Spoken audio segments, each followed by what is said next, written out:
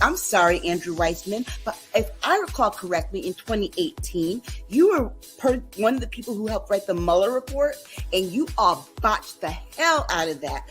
And never in my wildest dreams would I have thought we would be here. I thought we were better as a country. Oh, yeah. Like all these sites that have been around for creating videos and all that, like text stock videos, they're done. But that's why Canva was one of the first to get into doing AI. What is up, everybody? It's Dr. Vibe here, host and producer of the award-winning Dr. Vibe Show, the home of Epic Conversations, and I'm the host of Epic Conversations 2020 Best Podcast News Award winner, 2018 Innovation Award winner, given out by the Canadian Ethnic Media Association. I also co-host and co-produce the only online show in the world for dads and fathers. It's sponsored by Dove Men Plus Care. And since 2020, our team that does that show for dads, fathers, and male caregivers has reached out directly and indirectly to over 400,000 dads, fathers, and male caregivers. So as always, I like to say you're blessed, highly favored, and magnet for miracles and a solution for someone's problem. We are broadcasting live with Primetime Saturday with Aisha and Lala on July 27th. Lala is not here with us today. She is celebrating her 31st wedding anniversary. So if you're listening on the podcast or the audio broadcast, I put the 3 and the 1, so 31 years. So she is taking today off, and we told her she can't come on tonight. So she does come on tonight. We're going to boot her out of the green room. But as always, we have Aisha K. Staggers and special friend of Primetime Saturday and Dr. Vibe, Dr. Tatch is with us. Good day, ladies. How we doing? Oh, fantastical. Okay. Aisha, you're on mute. Get yourself off mute. Yes, it's been a good week. It's been like a year and a week. Only? Okay. Well, before we go any further, a few things. Primetime Saturday, the Patreon account where you catch a lot of great conversations. There's a link. There's the store where new merchandise. I think new merchandise is coming after last week's conversation. Lala's working on some stuff. The Primetime Saturday Discord group where you keep the conversation going on in between epic conversations. Subscribe to the Dr. Vibe Show on YouTube and hit the notification button. We want to get to 1,600 subscribers, not 15,000. You'll know about that in just a moment. And to advertise your business product or service on the Dr. Vibe Show, please feel free to email me at dr.vibe@thedrbeshow.com. And since Dr. Tatch is here, we always got to big up Indie Soup TV, which is now, 5 months old yet? Actually, yes, because we the 25th of March is when we started broadcasting. So I think it's 4 months exactly. Okay. How many YouTube subscribers now? 16.4? 16.3? Wow. Yeah. Wow. 2,300, I think. Yeah. Let's get to our first conversation topic because it's all politics stuff. The Obamas finally endorse Vice President Harris. Who wants to start? Aisha, go ahead. I will. I had to rethink this because people were like, well, why didn't they endorse right out the gate? I had to really sit and take a step back and look at the strategic nature of it. And while I think that they probably could have come out sooner, the thought pattern on their part is probably, look at all the stuff that we went through. We don't want her to have to take on our stuff on top of what she's already going to get. And so that was one way. But also, too, notice that they did it at the very end of the week. Okay? The week started with Joe Biden endorsing her. It ended with the Obamas endorsing her. So here you have the last two leaders of the Democratic Party endorsing her on bookends. And the Obamas are actually the most popular, and Michelle's not even a politician, but they're the most popular politicians in American history, in recent history. Mm-hmm. And so that is a lot of power and influence that they wield. And so the timing, it has to be about the timing. And so I think to bookend with Joe Biden at the start and the Obamas at the end to close out that banger of a week she had, not to mention all the fundraising in between, I think it was strategic. And I actually can appreciate the thought that went into how that was going to roll out. 100% agree. That was pure strategy on their part. It's also consideration, on their part. To you see someone else who was in the same predicament that you were in, and you're trying to spare them as much as you can the wahala, I'll say, that they went through. They were really trying to spare them that. But, I want to also point out this whole thing. If we look at the title of this article, and they're not the only ones who have done this, the finally. Now, it's very interesting because there's no other, and granted, they are the most popular politicians. They're very high profile. It was expected that this was going to happen. And I think people were waiting for it to happen. But the finally, to me, is like, did you say finally about any of the other Dems or any of the other expected people when they got to it? What is with the finally? And I think that puts scrutiny on the entire thing. And see, this is why we as journalists, I need us to be more cautious with our wording of things. So yes, finally, I guess is fitting, but it's also a loaded finally, in my opinion. I think when it comes from us, we're like, finally, they did this, and now we see why. The media, way mainstream media is doing this, it's like there's still a reluctancy on their part to give this woman credit for anything because they're still worried that there's a possibility that Donald Trump will win. Okay, and they're afraid of that. Because one of the things that I've seen is people now that, okay, you ran Joe Biden down to the point that he drops out. He drops out. Kamala Harris, energy. You can't believe all this is happening. And now by Wednesday, they're talking about, but this enthusiasm might not last. Come on. Well, this is why you've been hearing calls to, number one, pass only along positive things. Obviously, the things that we need to be concerned about when it comes to the opponents, those are the things, yes, obviously share. But the overwhelming negative, the misinformation, the directive is stop sharing that type of stuff. Don't even give it the energy like many mainstream media outlets are doing. Number two, I think that there's this assumption that the general public does not know these things. We know good and well what's out there and what's being said, and there's no need for you. It's not news. When you continually repeat these things, it is not news, especially if we already knew. Obviously, if it bleeds, it leads. There is money attached to all of this as well. Ratings are attached to all of this as well. So clicks and likes. Yeah. Exactly. So I just want us, and I have to include myself and you in this. We are journalists. I want us to be more responsible when it comes to these types of things. And for those of us that are responsible media, we already know what the mainstream media is going to do because they're beholden to advertisers and they need that money. So they're going to go with the most sensationalized thing they can. For those of us who have platforms that can look at things critically, let's do that and not fall into the trap of the negative. Yeah, we have to be very deliberate and intentional with our words. And one of the things that I see in terms of even this Obama conversation, I'm still trying to figure out who the source is that said they talked to the Obamas and the Obamas wanted Joe Biden out. Because if you have to be quiet about it, I seriously doubt that those two are telling you anything. Trust me, these are Black people here, okay? These aren't your regular run-of-the-mill politicians. These are also Black people. Correct. Okay?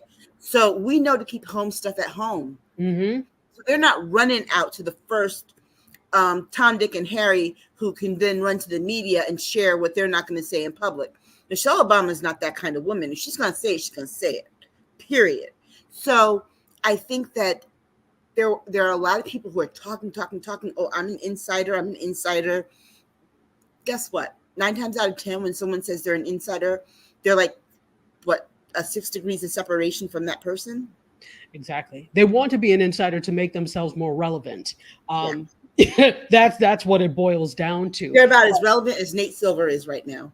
Exactly. I see. The thing is, this is the interesting thing. And in all, a lot of media outlets and all their fervor to try and understand things and try and understand, for example, the Black vote, try and understand the way that people of color and people of African descent are feeling. You don't know how we operate. So as soon as I heard that, I said, no, good and well.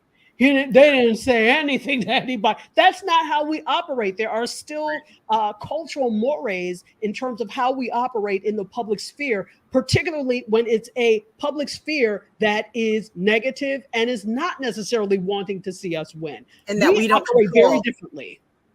Yeah. And one of the things that I've made a point to say regularly on my Twitter is that when you are a member of a historically oppressed group, you know so much more about the oppressor than they know about you, because for you, it's a matter of survival. Mm-hmm.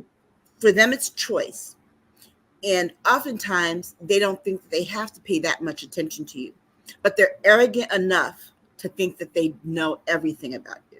Absolutely. I mean, case in point, who was the bright individual who called it a colored sorority? Now, I understand that. Oh, Brian Kilmeade? Uh-huh. We all heard it. We all heard it. I understand that he is trying to be condescending with this. I get it. But it also points to the fact of how little they know about Black life. They think for us, as a member of a D9 sorority, our affiliation with our sisterhoods and brotherhoods do not end after we graduate from college. It is a lifetime commitment. And some don't even start until after college, because we've got alumni chapters. Exactly. Case in point, I didn't pledge go through membership intake until I had graduated, right? So it cuts across different times that people get in, but it also permeates your life, your everyday life. You are there to serve. That is what you are there first and foremost for, to uplift the community. Secondly, for sisterhood and brotherhood. So it really constitutes a large part of your life. That's not for the other organizations. That's just something that they do during college. And that doesn't mean there are no Black people in those sororities. There are some, but our relationships go deeper when it comes to that. And so when you're looking at, they don't get it when they look at Vice President Harris, that this is something that is it's not just a question of the White House being pink and green the day that it goes beyond that. It shows a service-minded public servant. You have to be service-minded before you ever enter these organizations. So it just shows that she is dedicated to a lifetime commitment of public service. And that's something they don't get. So that comment they made, you were trying to be condescending, but to your point, it also shows how little they know about Black life or the lives of people of African descent. And we have to know everything about them. Yeah. You know what? You know what's funny too I just want to, because I ain't gonna get many words in tonight, so I just want to get in. No, this is a good thing, because family, you are watching and listening to two HBCU grads, also two respected journalists. I just want, and then also. And two former professors. Two former professors. So, and I'm still a professor. There you go. High level, good, deep conversation. Galen Bingham says Black folks have a sensitive issue about needing to be perfect. No candidate is perfect. We have to choose what's been best for most. Excuse me. There is no one who works for all. Kamala is the best hope for most of America. He also goes, yo, and he says, Kappa Alpha Psi. Hey, Say till the day I die. My Crimson and daughter's Cream father is a family. member of Kappa Alpha Psi. Yes, Okay. love the Cap. I'm a You know- Delta, you know- so Crimson and Cream family. But you know what though? My daughter's grandmother didn't pledge Delta till she was almost 50.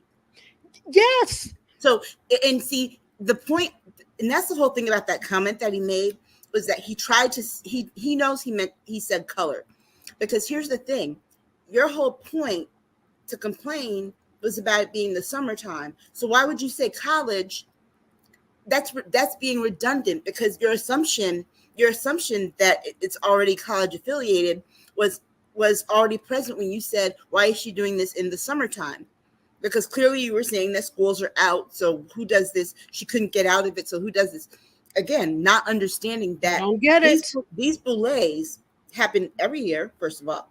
Second of all, if you look at Zeta Phi Beta and their membership in the pictures and all of that, I'm gonna tell you, you had a whole bunch of elderly women in their wheelchairs, their motorized wheelchairs, in a long line going to see Kamala Harris.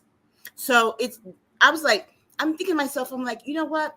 As many friends as I have in these D9 organizations, I know for a fact that you have more people who haven't seen college in 20 years at these annual meetings than you do people who are still in college.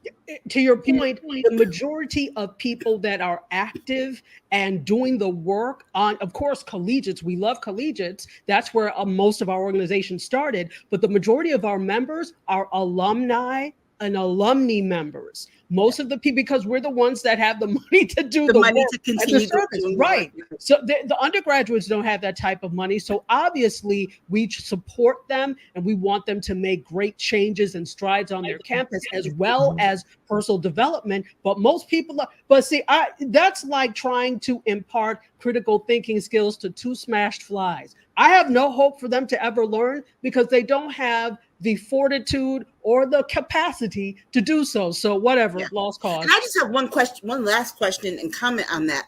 When is the black guy that sits there going to get fed up enough to walk out? Even though he doubled down on it for Brian Kilmeade, I'm sure that somebody told him, corporate told him that he had to do that. But if you look at his face, he heard it, and that he bit his bottom lip, and he had that look on his face like, if I didn't need the money and I didn't need this job, I whoop your behind right now.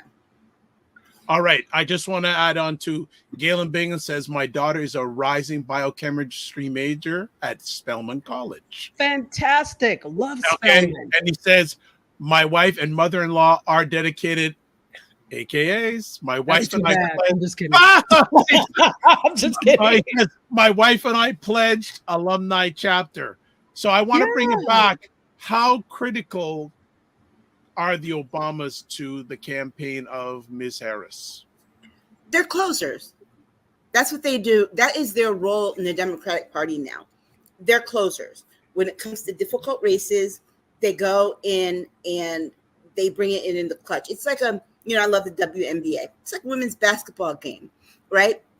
You're gonna run it down the court, but whoever's in the paint is the one you want to finish the shot. Period. And that's who they are. They're in the paint, just waiting for someone to hand them the ball. They're going to make the shot, finish it, complete it, game over. With the Obamas endorsing Harris, will it bring some people that were sort of iffy on Biden over to the Harris camp? No. And the reason I say that is because the energy isn't with them. The energy is with her right now. Correct. And they're not going to, I think that that's also the reason why I think that they waited, was that they needed to let her have her moment without them being over it. And I think that they're going to play a more supportive role, because they know what it's like to be in that space as Black people and what comes at them. And I think that they're going to be more of a supportive role, not there to bring in, because right now, honestly, she's bringing in the money. She's bringing in the people. She's got the momentum and the energy behind her that they're like the cherry on top of the sundae, but she is the sundae. She's the ice cream, the main component. And you got to remember too that most millennials, especially the younger ones, and Gen Z were babies when the Obamas, little kids when that campaign was going. So they don't have the firsthand memory that those of us who were, of age at the time do, and the excitement about that. Mhm. And honestly, I remember that, and I was very actively involved. And, my grandparents even raised money for the Obamas. And I can say this, the energy that at that time was exciting. This is different. This feels different. And I can't put my finger on what the difference is, but I think as a Black woman, for me, it feels different. I was excited to have the first Black president, but I can tell you this, in 2004, when I saw him give that speech at the DNC, and then he was surrounded by Michelle and the kids were little, I said, he's going to be the first Black president because I liked his wife. Mm-hmm. Yeah. It is really about having a familial structure that is supportive of that, and you could see that right away. I 100% agree. I think, to add to this, that the Obamas realize that this is not about them, and this thing is big. It's bigger than everybody, but it's definitely bigger than them. And so it's like when you have a child go off to college, right? Mm-hmm. You know that you will be there for them, but you're not going to go and take their exams and do all of those types of things. But you're there in the wings waiting in case they need your help. You're there cheering them on, right? Yeah. You're there, at graduation. So I kind of liken it to that. And they just want the rights to produce the documentary that will eventually listen. You better have me in on that, sis. All right. That. Let's and Galen, I know you got another point. I think it'll be relevant what we chat about now. But next conversation, various groups mobilized in spirit of Black women for Kamala Harris and raised millions. Like, it was crazy the numbers I was hearing. Like 44,000 people. Yeah. I'm actually going to join the Win with Women call tomorrow.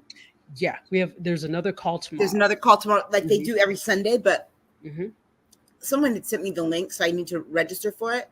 But the way that this happened, they said that they were only expecting 1,000. Right. And so they didn't have the capacity. Actually, they said they were expecting 1,000, got 44 on the call, and another 70 waiting in the wings.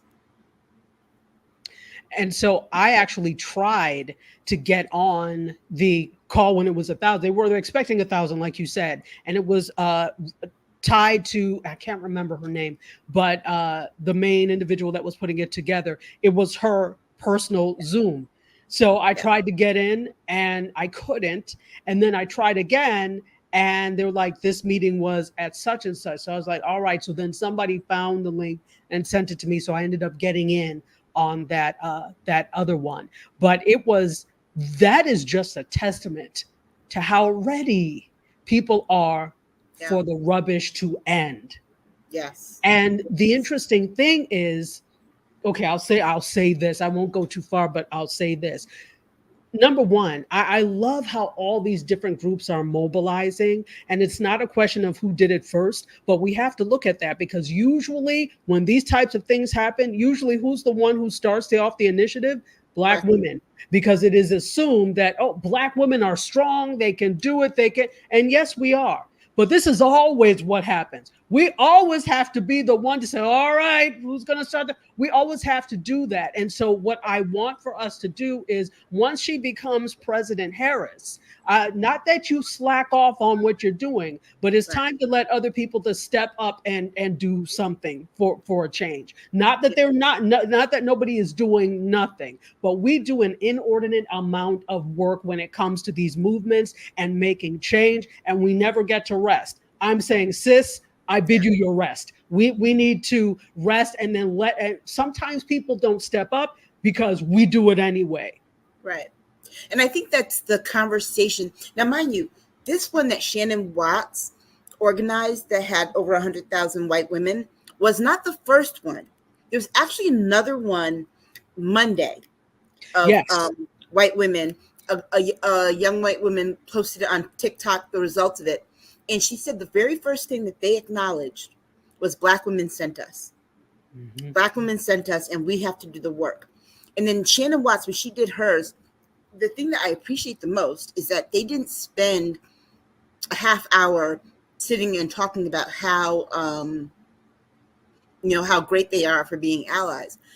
They spent a half hour dragging themselves for allowing Trump to happen in the first place. Well, They spent a half hour doing that. And I thought that was something, they didn't need anybody else in their room. They needed to do that themselves. And I'm glad that they had that space to sit and reckon with themselves and hold themselves accountable. The woman who runs the Women's Vote, the Black Women's Organization, she said that Shannon Watts called her and asked her how they did it in terms of the logistics, and did she have some advice in terms of how to handle the Zoom aspect of it. mm-hmm. And she said, do you want to be on this call? And she said, no, you all need to have your own space to talk and to deal with your own issues. And there's going to be a call August 1st of the disability community. The LGBTQ community had theirs Thursday night, I believe it was. The South Asians had theirs. Mm-hmm. Like I said, Black men, and then white dudes are having theirs on Monday. Yes. White dudes for Kamala Harris. Yes. Which is one that I hope that, like white women, the first thing they do is have that reckoning with themselves. Mm-hmm. Just because now that they're in this space, they've got to realize that you all are the last seat at the table. Remember that. The rest of us are here. So Galen Bingham has a comment and question. Key to the POTUS race seems to be the white female vote. Historically, white women have voted against their self-interest and voted with white males in their family. Do you see that changing in this election? Yes. And the reason I say that is if Roe hadn't been overturned and they weren't having issues with their own health, their own reproductive health and challenges, whether it be not being able to have a DNC, which is the same procedure that they use for an abortion, not being able to have a DNC after a miscarriage, or sometimes even with fibroids, sometimes they do suck those fibroids out using a DNC, or IVF, which a lot of them, have, if it wasn't impacting the other parts of their lives. And now Project 2025 is talking about taking away the right to birth control pills and IUDs and all those forms. Then I would say, I don't see it changing, but this I do, because now this reproductive issue doesn't just affect Black women, doesn't just affect Latino women, doesn't just affect Islamic women or women of different faiths, different colors, whatever. It affects them. Dr. Tachi, I know you wanted to share something. Go ahead.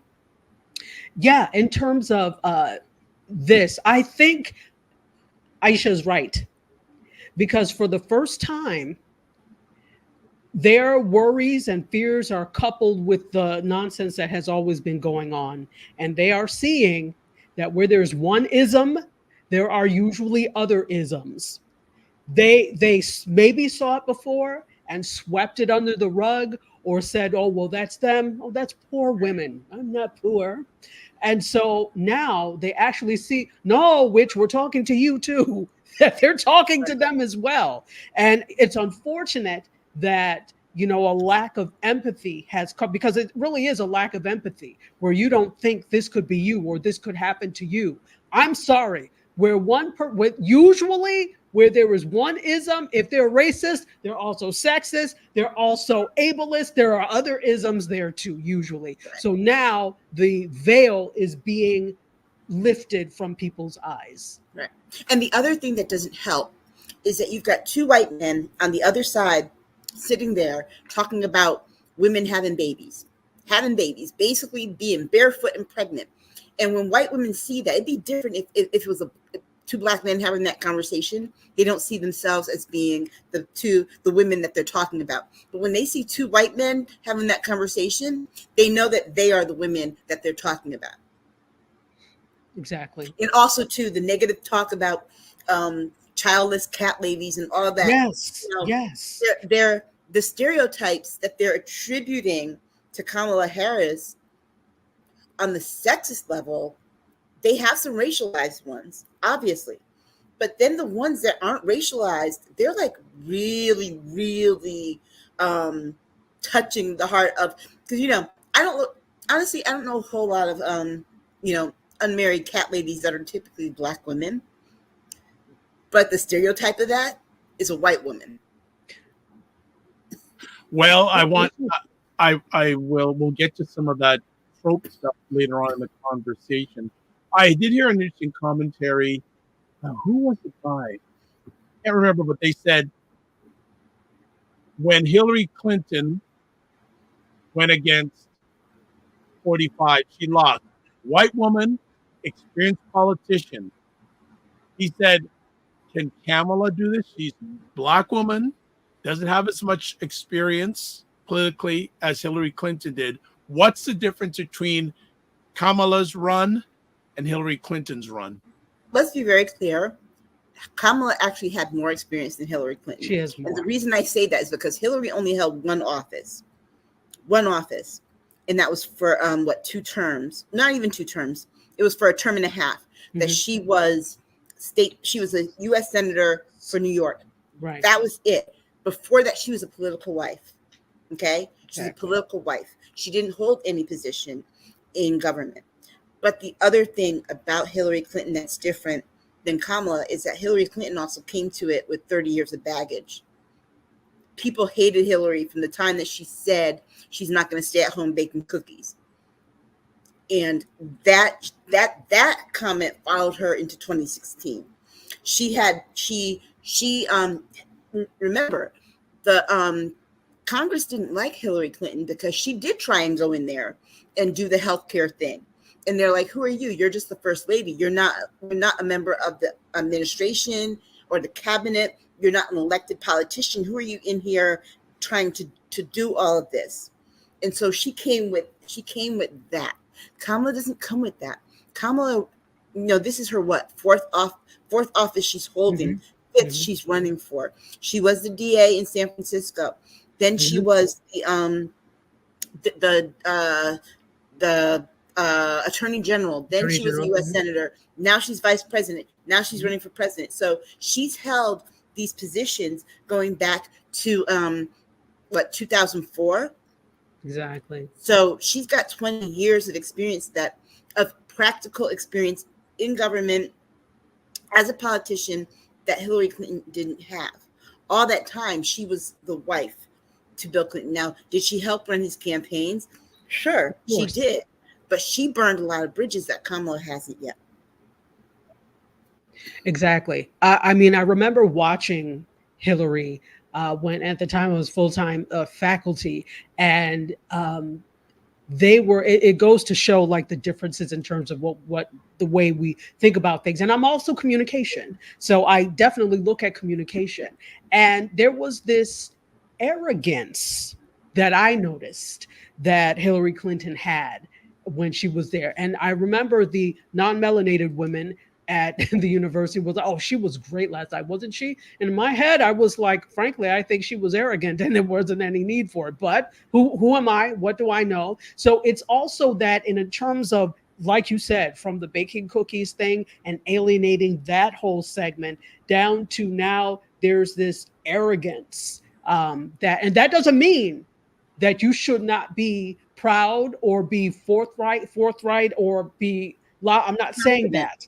Yeah. Yes, exactly. But there's a difference between a non-humility, non-humble arrogance and being strong. And so it came off to me, and I'm only speaking for myself, as this arrogance and lack of humility. And I do believe that in order to run something, you need humility because you need others. Well, let's be very clear too. I think that the other part of it that we can't ignore is that she was like, "Well, it's my turn now." Yeah. That was what she went in it with. It's my turn now. She let the polls tell her that she was so far ahead of him that she didn't need to campaign in those battleground states. Yes. And then also beyond that, I always wondered what Barack Obama had to promise her to bow out and to accept the Secretary of State position. And I realize now it was that he would endorse her as president when his term was over, because there was no reason for him to not endorse Joe Biden after spending 8 years with him. The only reason that could have been was the deal that he made 8 years prior. Because remember, after she bowed out and he had elected Joe Biden and not her, for some reason, the Democratic Party told him he had to have a meeting with her and Bill Clinton to discuss offering her a position in the administration. So clearly something was there. And I think that's the reason why, because honestly, as much as you could revere the Clintons, Barack Obama had to know that she came with 30 years of baggage. Yeah. All right. Absolutely. So Galen says now Well, we don't. of course he knew, because he attacked her on it in the debates.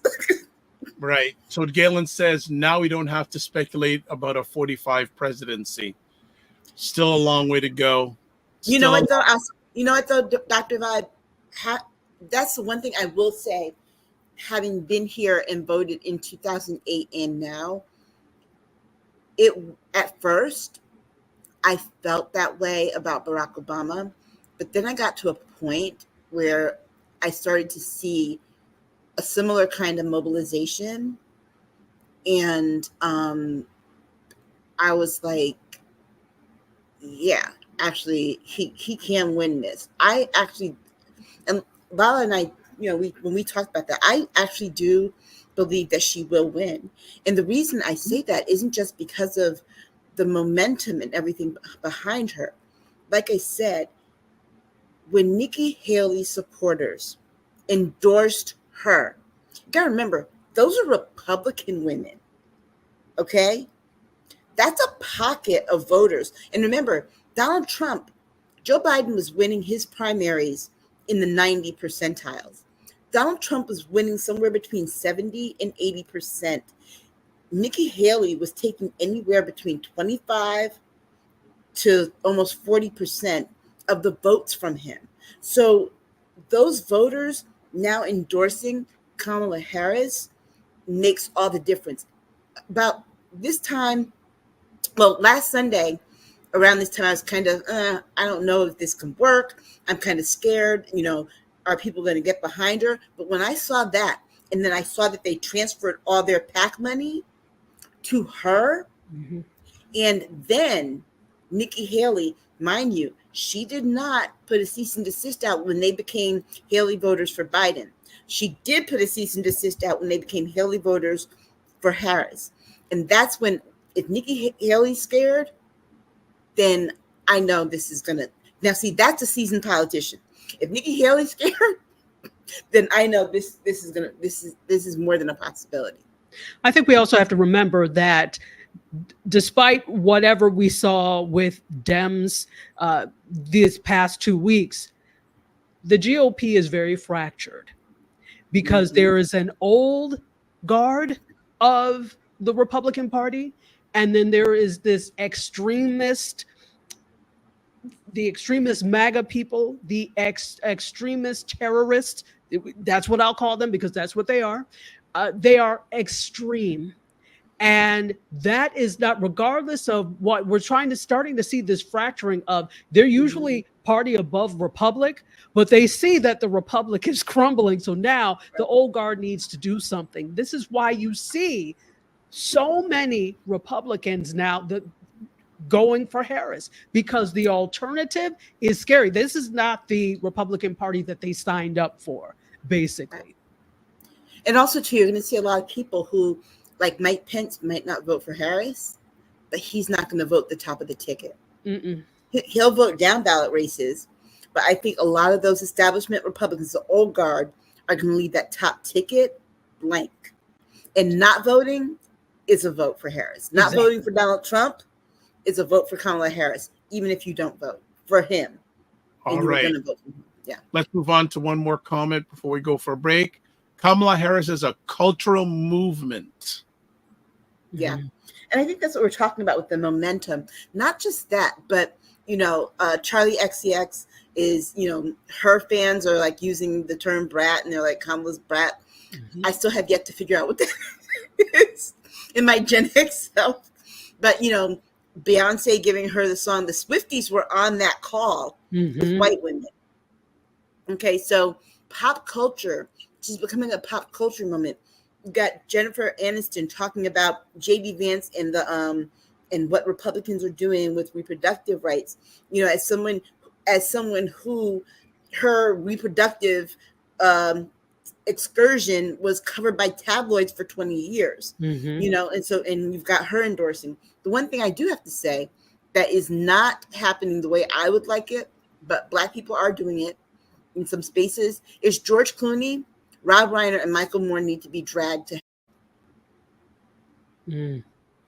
especially George Clooney, because he really was the one who got this thing up and moving with getting Biden out. And Kamala Harris was not his first choice.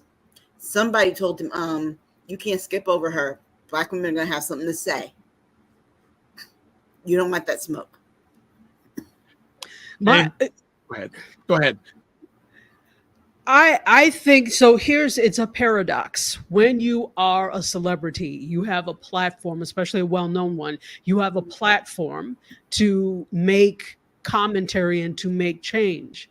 But if you are not well informed, that platform can turn into a nightmare. And so it's a catch-22. And I know that a lot of celebrities are feeling this, like, absolutely, you're a citizen still, regardless if you're a celebrity, and you still have the right to speak out. But because your platform is so large, people have a tendency to not only believe in what you say, but do as you do. And so you have a power that you have to wield very carefully. And so when George Clooney came out saying those types of things and basically pressuring him to step down, was that his place to do that? No. He's got one vote just like everybody else. One vote like everybody else. We all may say, for example, oh, this person needs to step down or this person doesn't need to step down, but it's taken with a grain of salt because of who we are. When you have a platform that big, you have to be very careful, and you don't have the political know-how to understand what that means. This is not your wheelhouse. This is not your wheelhouse. And one thing that I'm not saying that people cannot speak up about things, but one thing I know is I know enough about politics, but I am not a political strategist. So you will not find me on CNN or any place else talking about strategy because I know my lane. This is not George Clooney's lane. He needs not speak up so loudly about it. And then everybody's covering. Media is guilty as well. Why are you covering? Why is that news?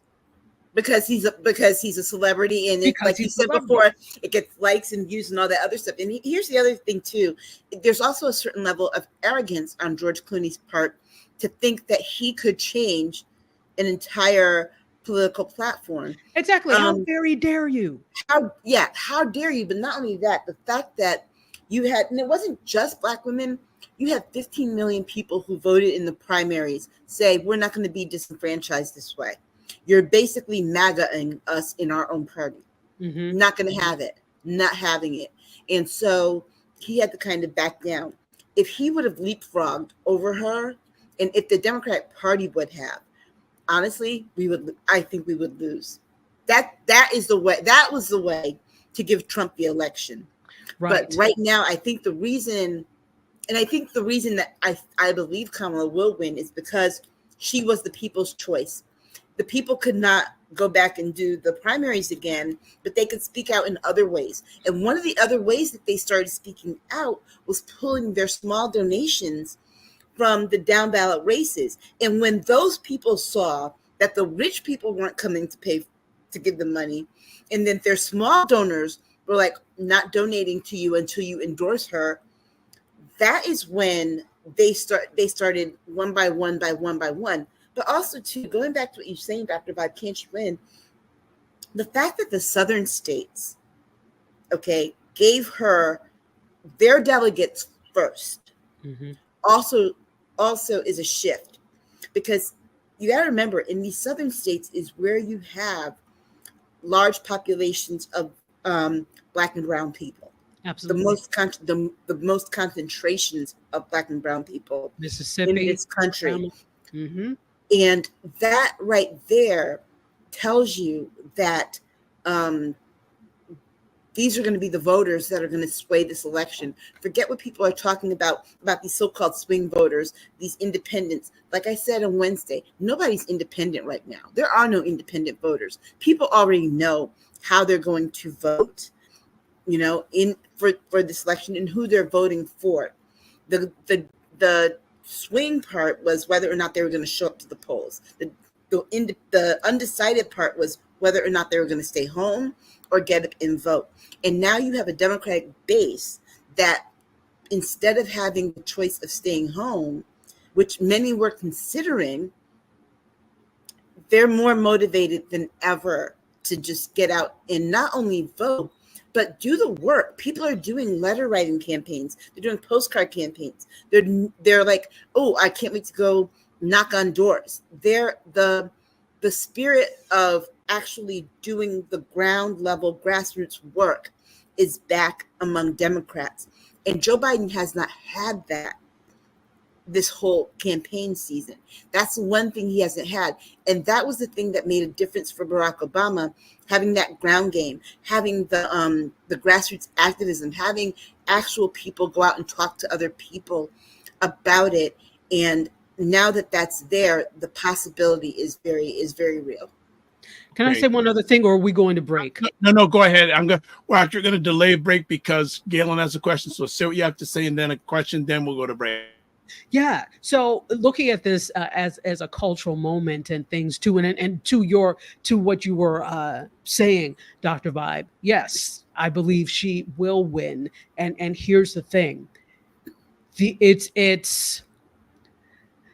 I'm likening this, I live in Florida, and we had that 2 or 3 years ago when we had the collapse of the Surfside collapse, the condo building that collapsed here. And that's because and for those of you that don't know about Florida, even though Florida, a lot of construction is newer, but a lot of these condos east by the beach are old, like in excess of 40 years. And you're supposed to have a 40-year inspection. But what happens is these condo associations, they find something wrong and they're not doing assessments, or they can't get it. And so they put it off. That's what happened. So let's look at that as a metaphor for what the Republican Party is. They are an old 40-year plus building that needs an assessment to keep from crumbling, and it's not happening. But what happened is, on our side, we're the shiny new building that is hurricane proof, that meets all the criteria to be hurricane proof. We've got a new gym. We've got a great swimming pool. We've got an amazing condo association that does things. We pay into the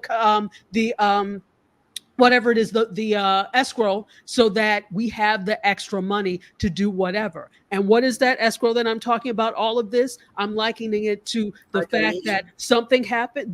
Definitely the voters, but we also have the power of social media. As soon as something happens, the social team needs a raise. They're on it with all these things. They're using all these the things that are out now that we see that are current, not just pop culture, but in terms of what's happening, embracing AI and all of these things. They're doing what needs to be done so they don't become that crumbling 40-year-old building. So that's what I wanted to say. And they're also using things. They're talking in simpler terms. They're not as academic. They're not as old school Democrat establishment.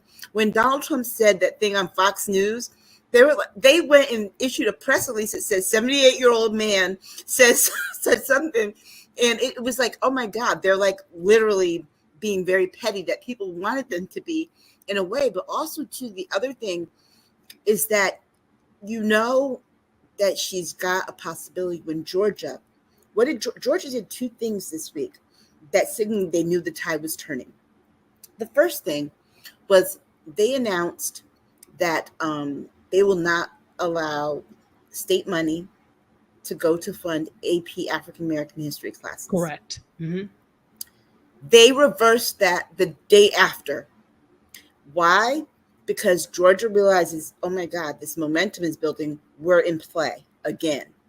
And if we don't do this, Georgia's staying blue. Got it. Sorry to tell you, they're staying blue anyway. Go ahead. Before we go to break, Galen has a question. I've been wondering about the Paul Ryans of the world. What do you believe has happened to the old school moderate Republicans compared to the MAGA Republicans? It's cowardice. To be honest, it's cowardice. They are afraid of these people. They are totally afraid of these people. And they're even more fearful now that somebody tried to shoot at, and I'm not going to say he was shot because like Chris Ray said, there is some question as to whether or not he was shot or it was shrapnel, but one of their own shot at them. So if one of their own can shoot at him, there's no question in their minds that they'll take out a John Boehner, a Paul Ryan, any of those folks, right? Not only that, but you gotta remember, Paul Ryan is sitting there getting all the money. He doesn't care. That's the other part. That's the other thing that happened to a lot of those old school moderate Republicans. They don't care because they're out there trying to get the dollar. They don't care. They're not as active in the party anymore because they don't care. They care about the money. That's it. The money for them has always been power, and politics has always been a means to that money. Exactly. It's a conduit to the money, and that's it. Because it's arguable if they ever cared. I don't think they ever cared. Politics for them was a way to get exposure and access to money. That's basically what it was. And to be honest, many of them already had money before politics. It was just the exposure and the power. Okay, right. So it wasn't anything. It wasn't. Tell me why somebody's going to make Lauren Boebert, a 3 times failed GED, high school dropout, is going to be somebody's CEO when she decides politics is enough. Explain that to me and tell me how she's not a DEI hire. Exactly.